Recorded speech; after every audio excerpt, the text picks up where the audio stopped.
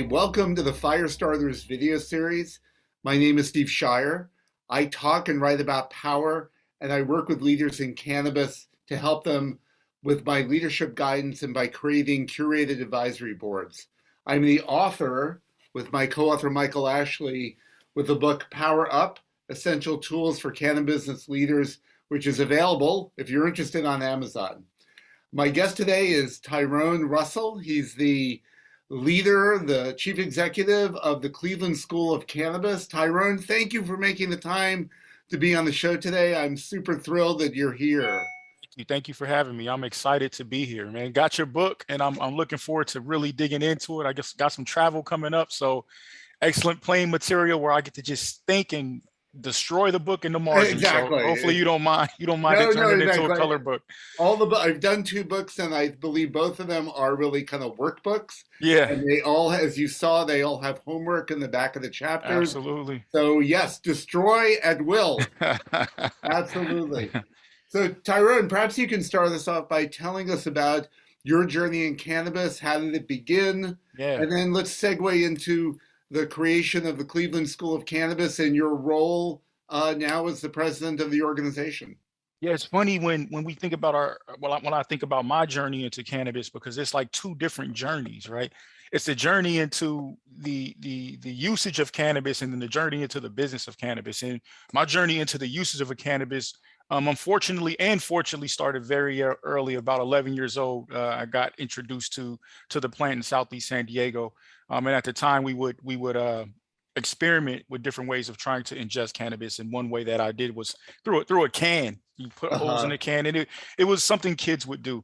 But then I journeyed out of cannabis, right? As you're growing up, you start looking at the war on drugs and start thinking about life decisions and coming to this belief that there's something that's super wrong with having desire to engage with the plant. So I ventured away from it, and I told myself I would never go back to it, right? Every now and then I'll go back and dab a little bit, but I really left it alone. But then the business of cannabis popped up, right?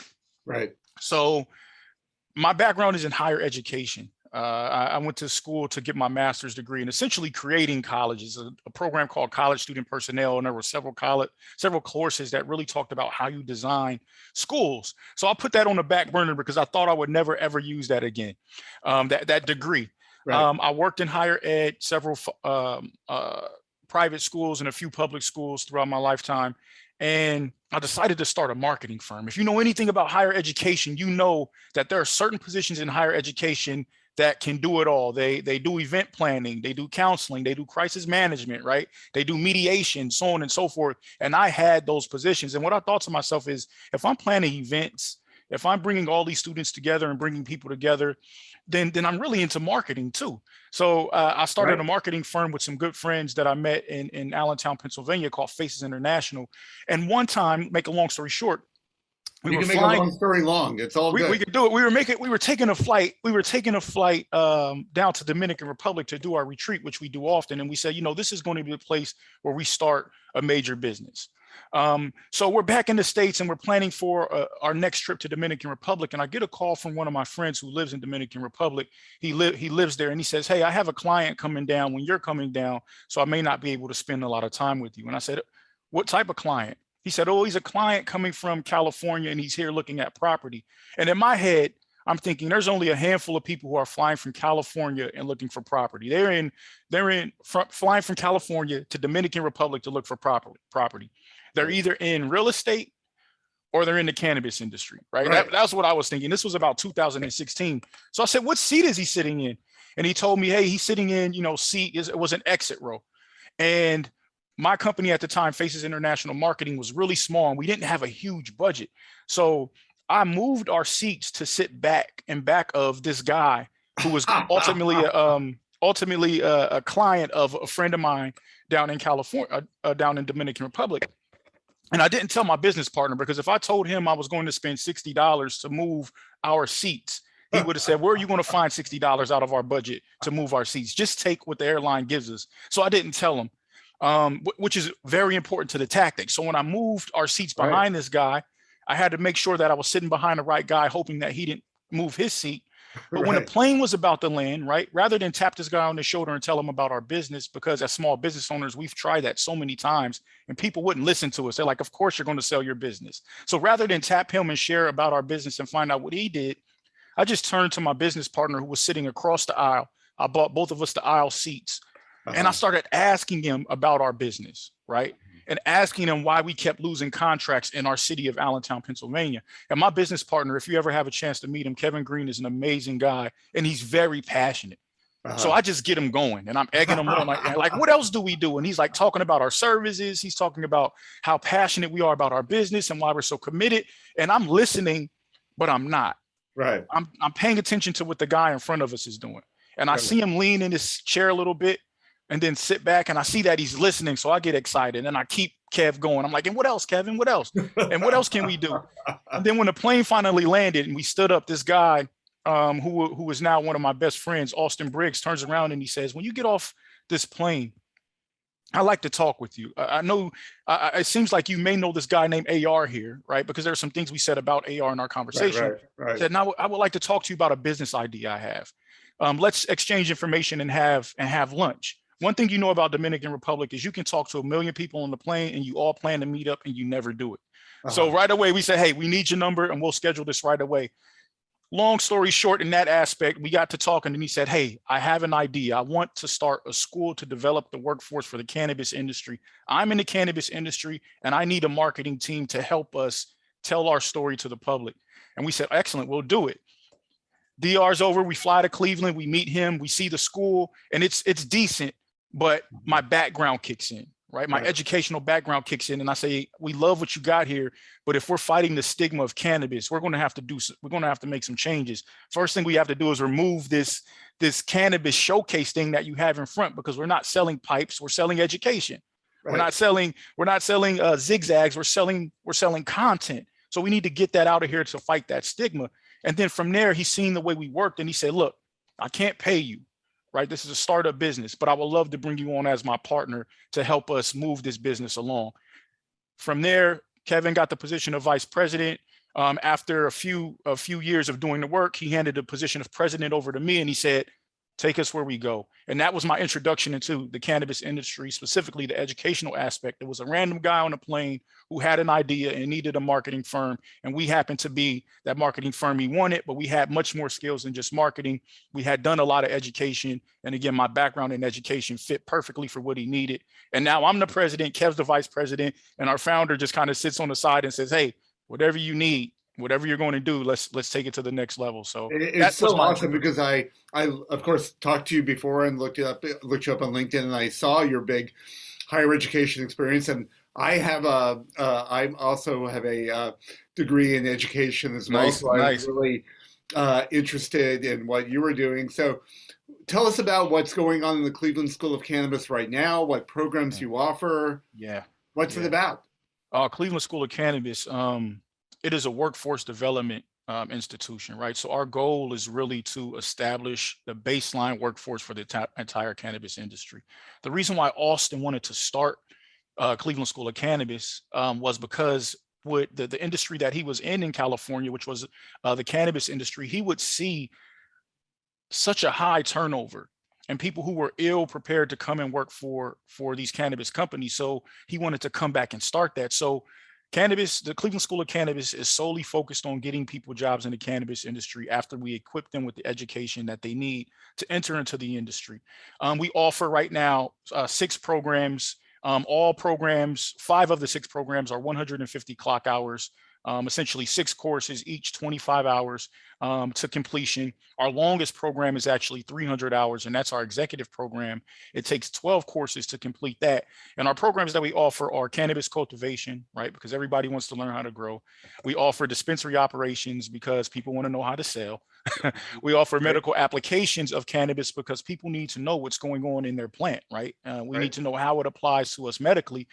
We offer a certificate in hemp, right? Industrial hemp, so people know what's going on in the hemp industry. And then we offer a certificate in extracts, right? So that's our 5th program, the 6th being our executive program, which is a combination of all the other 5 that you get to put together yourself based on what you want to accomplish. But the positioning of our organization and how we structured it is we came right in with a career services department.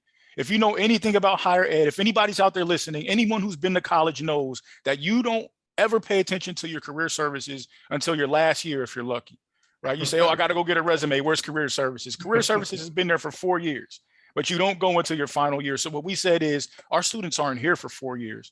They can afford to procrastinate and have a great time for 3 years and then start thinking about where they're going to work. So we have to load them on the front end with the expectation that you're here to get a job. You need to know who career Right. services, what they do, and you need to be involved with them throughout your process. So we're getting you ready for entrance into the industry. So career workforce development program that's really geared towards getting people jobs, right, fresh off the couch. Absolutely. And how many students do you have at this point? Right now, we this year, currently we have 174 students, but we've graduated over 600 students. Our term just started Monday, and we started with a fresh new 39 students. The most students we ever taken in at once during a quarter was 71 students, which is huge when you consider we have new starts 6 times per year. Right. Well, it's sort of like you're growing a crop every. Yeah, absolutely. That's what it is, right? We are. Yeah, we're growing a crop every single year. Absolutely. And is there financial aid available to people to doing this? Yeah. So since cannabis, well, not all of cannabis, right? Because hemp is federally legal right now, but because THC marijuana is illegal and overwhelmingly, right, people think cannabis is illegal. We can't access federal funding right now, right? Mainly due to the scheduling of the plant. But we do offer financial aid. Internally, we offer scholarships. We set up partnerships with multi-state operators who are some big businesses to set up scholarships and have them send students to us, and they pay for their education, and or they just send us over money and say, hey, give these to the students who need. We have grants available, and then we also have low interest loans that folks can take out too, and that's through a partnership we have. But we underwrite all of our own loans, and we really front all of the money to the students who are looking to come to school at CSC. But there is financial aid there. And how has the state of Ohio and the city of Cleveland helped you or hindered you in your journey? Well, I feel like Ohio. We'll start with Ohio, right? I think Ohio has helped us in the fact that Ohio moved forward with legalization, right? Ohio said medically there's something that we should be looking to, or maybe they said financially there's something we should be looking into. But needless to say, they passed the legislation to say, hey, come on in. How it's hindered us is medical marijuana in Ohio was the people's choice, right? Mm-hmm. So because it's a people's choice and it wasn't necessarily the government's choice per se to make this happen, there's some hesitation in how they roll out the program, right? There's some miscommunication with the right hand speaking to the left hand, so on and so forth, because they didn't invent it, right? So they're operating in a responsive nature to the game versus a proactive, hey, this is what we can do with the industry. So you have these pushes and you have these pulls, you have these yeses and you have these nos. You have these people who are excited and these people who will drag their feet because they never wanted the program in the first place. So that hurts us because while we're trying to gear people up for the workplace, when we say we're opening up 60 dispensaries, but the state only allows 20 to be open or 30 to be open, then our students are looking at the industry like, well, I can go here and get my education, but is our industry ever going to get off the ground the way they're saying? So we're kind of in that balance of our state moving, but in some cases moving too slowly and not allowing us to prepare our students or put our students in the workforce who's prepared for the workforce, right? Cleveland has helped because Cleveland has always been a place of innovation. It has always been a place of new industry, right? And you feel that energy in Cleveland. In fact, when we opened up our second campus in Columbus which is just, 2 hours away from Cleveland, you felt a very different energy because the opportunity and the idea of kind of innovation looks different there, right? They have Ohio State University and a bunch of other schools in the area. So you really think that it's hard to get another type of academic institution going in a place where people are already kind of established in what they want to learn. We are looking to get into their agricultural piece. So hopefully in Columbus, we can start to tap in that way. But in Cleveland, a place where new industries start, a place where there's so much manufacturing and like this energy of kind of blue collar, folks understand that if I get into this cannabis industry early, I can be a part of it. So Cleveland has been extremely welcoming, kind of culturally. We have to do some work on the government on side, but culturally, Cleveland has been extremely accepting of the Cleveland School of Cannabis. Wonderful, wonderful. And Ken, for those who don't know, can you give us just a brief overview of the state of cannabis in Ohio? It's medically approved. Yeah, it's medically approved, right? And we were a couple signatures short, couple thousand signatures short from getting it on a ballot to be recreational or adult use. So right now it's medically approved, but with everything happening around us from New York to New Jersey, even hopefully Pennsylvania starts to move to Michigan, right? A little bit north of us. Those places are going to force us to make a decision, because we have to really start to think, do we want our folks traveling across state lines to get their cannabis when we can just keep the money and keep those folks safe and keep them here in our own community? So we're being surrounded by legalization as a state. So we're going to have to make a decision fast about how we want to move with it. Got it. And what are your plans for expanding the school? I saw that you had a second campus. Yeah. What are your plans for expanding the school as you go forward in the next couple of years? Yeah. So I look at our expansion as kind of like taking this deep breath, right? So when we first started, we kind of inhaled, right, a little bit, and then we breathe out. And then when we said, let's expand, we took a real deep breath in and we went and we expanded out. And then we realized that I can't take any more air. And there's other things that we need in our lungs and in our body to move forward. So what we did was contract everything back into Cleveland. So we went to Columbus and we wanted to hit different states and start opening up these campuses. And what we said, and COVID helped us too, what we said is, how about we bring everything back to Cleveland, right?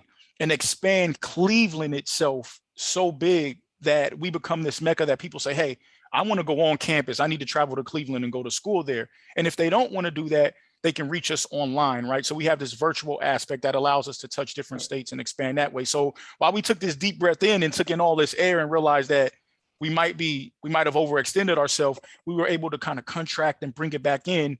And then in that space, start to really blow up the school. And the energy surrounding the last 4 months of the school, right, has been tremendous when we decided to do that. From the resources we have, the energy we have with our faculty and staff, to students having an understanding of how they're going to be educated, has been very powerful for us. But to think about expansion, kind of aside from what we're doing on campus, we're looking to utilize the baseline of our education to help others power their education. So we have a partnership with Al Harrington, who's the president and one of the founders of Viola Extracts, former NBA player, used to play for the Nuggets, used to play for the Knicks. I was wondering if that was the same person. Yeah. Yes, it is. Yes, it is. So we have a partnership with him, and we're powering the Harrington Institute, which doesn't have the restrictions that the Cleveland School of Cannabis has, and it doesn't have all of the structure that the Cleveland School of Cannabis has, but it still offers the same quality education. We also power something called Cannabis Hub, which doesn't ask people to commit to cannabis education so much. So it's really for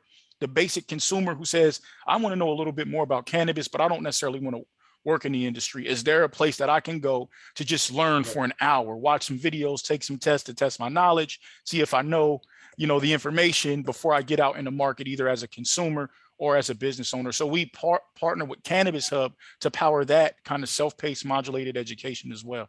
That's awesome. Tyrone, you are really doing a wonderful job. And this is exactly what the industry needs. Oh, thank you. To be more professionalized, and more so it could take better care of the people it's trying to serve. Exactly. I mean, one of the things that I've seen, I've been in cannabis for 3 years, is how many people are really committed to it because of the value they think the plant can offer to people who are suffering. And it's really great that you're engaged in this activity, that you're normalizing, that you're spreading this insight. I'm very proud of you. Very proud of you. I appreciate it. It's so great. So one of the things, Tyrone, I know that you do, you mentioned it earlier, is that you have a leadership class, well, an executive class or an executive track, right? Yep. So as you know, from, looking at my book and from, taught and from the conversations we've had, I'm really interested in leadership. Yes. And I'm really interested in creating environments where people are good leaders, where they take care of their people, where they give them opportunities for growth, where they give them opportunities to make decisions where leaders can be a beacon for the expansion of organizations in a positive way. Absolutely. And unfortunately, too many of the cannabis leaders I've met have been either confused about power, they have abused power, or because they're afraid of alienating people. In fact, I was just on the phone with somebody before I got on this call with you. Her major issue is that she's afraid of alienating people by being direct with them about what they need to achieve. And as a result, she is holding her business back. Yes. Because she's unable to be clear. She's a really good person. She's a wonderful person, but we've all been taught something about power. And unfortunately, most of the time it's not really well thought out. So I wonder what the attitude and what the belief is that you try to imbue your leadership cohort with about power and about how they can run their organizations in a way that is both powerful but also respectful, powerful, and yet focused. What do you talk about? Man, that's a deep question, man, because it's something that I'm really committed to. And I do a ton of diversity, equity, and inclusion education across the country, working with a few major industries in our nation. And a lot of our conversation comes back to power. It comes back to leadership. And one thing I try to express to our students and even my staff, because I'll start there, because those are the folks I work with most, in hopes that they can, what I teach them and the way I run the organization can trickle down to the way that they treat our students and the expectations there. And one thing I always say is if you have to lead this way, or else you can't be effective, then you're not ready to lead at all, right? If you're not able to be flexible in your leadership style and how you show up to the table and in response to the people that you're leading, then you're probably not ready to be in that leadership seat, right? Because part of being a leader is bringing the best out of people who come to you with potential but may not have the tools. And if you as a leader can't say, hey, you have the potential and I'm going to help you find the tools to reach that, then you may not be prepared to be a leader. You may be better off as just a manager, right? So we'll give you the person with all the tools and the assets, and you just manage them and put them in place. You don't have to worry about developing them. Right. Or you may have the opportunity to grow into leadership as time goes on. Absolutely. I mean, one of the things that I think people don't understand is that it is a process. It's an absolute process. Leaders are developed. Yep. Some people might have really good leadership instincts, but their leadership is developed. It's like working on anything. Yes. Right. Yes. Yeah, it is. It is. And that's why it's important to say, I'm not telling folks you are not a leader. It's just saying you may not be ready to be in that leadership position, because it is evolution, it's growth. And one thing that I realized over time is that being a good person is oftentimes having to tell people bad things, right? Exactly. And being afraid to do that can in many cases make you a bad person, because you're allowing people to continue to bump their head. So it's crazy, because in this I want to be a good person thing, we become bad because we're not actually holding people accountable the way good people should, right? Absolutely. That is so right. That is so right. And the truth is, in my experience, is that most people want to do the right thing. Yes. And they will do what you ask them to do it if you only ask them to do it. Right. If you only ask them to do it, they will do it.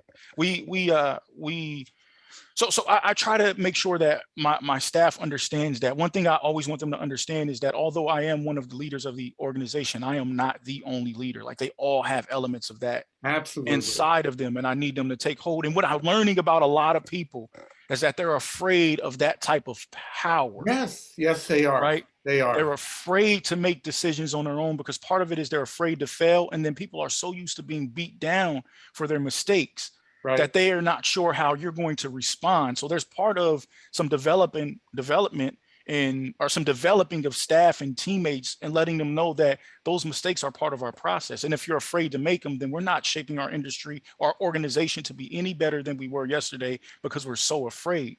We need courageous people, and you can't be courageous unless you're scared, right?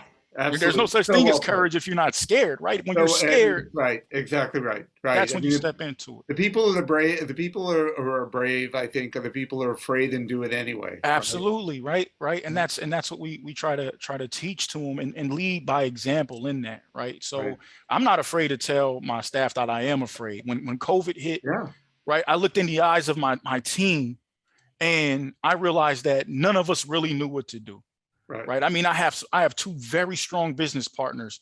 And the way that I usually lead with them is I sit back and I'm like, you go. I'll do Right. whatever I need to do to make sure we move. But then I also have the understanding of when it's time for me to step inside my role, that I have the ability to do that. And when COVID hit, they looked and said, Ty, what do we do? Right? Right. How are we going to maintain this? And my staff did the same thing. What's next? What do we do?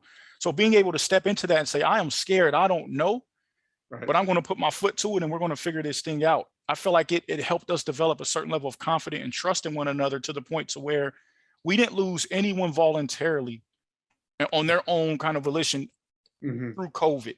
No Right. one walked away and said, I'm going to make more money elsewhere. Hey, I'm not going to work anymore. Our entire team stayed intact through the entire process. Even now, they're still here, right? Yeah. So just looking at that, there's a lot that we have done with each other. There's a lot of trust that they put in us that I have to believe is a reflection of how we have spread leadership and this idea of power and influence amongst the people in our organization. And it's a work in progress, man. We're not anywhere Absolutely. where we need to be, but it's a work in progress. Absolutely. I'm very proud of you, really. What a fantastic job you've done and doing. So, Tyrone, as we wrap up here, can you tell us a little bit about what your goals are for the future? And then Yeah. please tell us how people can reach out to you and the Cleveland School of Cannabis. Yeah. My ultimate goal in this world is just to create and help people move their businesses along. I imagine a world where I'm not have to worry about finances anymore. And I sit in a place where people say, I have this business idea, but I'm not sure how to get it moving. And then we get to just sit, talk, brainstorm, get them going and walk out the door to another place and do the same thing. Like that's the goal, to be able just to help people find that power inside themselves and start to bring it out and change the world. But in order to get there, a few things that I want to do. I want to normalize cannabis education. I want to help people understand that it's okay to want to learn about cannabis. It's okay to engage in the educational process. I want to create a baseline of what education looks like, because there's a lot of misinformation out there. So I want to look at some partnerships and developing some collaborations with educators to say, how do we make sure the education that's being distributed through our channels and others, it's accurate and it's stuff that people can use, as they sift through the industry. I'm creating a nonprofit called NAMC to do that, the National Association for Marijuana and Cannabis Educators, where we come together and we start to talk about what it means to create cannabis education. So that's the ultimate goal, is to be able to create and help people create. But in order to get there, we have to reach some milestones with the Cleveland School of Cannabis and my other businesses to be able to do that. So if folks want to reach me personally, I'm not on Instagram right now, but when I am, I'm Ty Russell 365. I usually take a little hiatus to kind of get my goals out of the blocks. I'm a former track runner, and I'm always thinking that my first 30 meters are so important to the rest of the race. But Ty Russell 365 on Instagram. You can find me Tyrone Russell on LinkedIn. And that's really where I spend a lot of my time: Instagram, LinkedIn. Facebook is usually for the family, so I share a lot of personal pictures of my family, and I try not to open that up to the world too much. Yeah, absolutely. Well, Tyrone, what a pleasure it was and is to get to know you a little bit. Thank you so very much for making the time. And I'm very, very grateful that we had the opportunity to talk today. It was really illuminating, and I wish you the best of luck with the Cleveland School of Cannabis. They have a great leader, and I know it's going to be a big success. I appreciate it. Thank you. You make that black Dare shirt look absolutely, or the Dare shirt look absolutely amazing. So I appreciate you wearing that and the support. And I cannot wait to dig into the rest of this book. So I'm going to give you my thoughts about it, and hopefully we can talk again. Absolutely. I would love to talk again. So Tyrone, thank you so very, very much.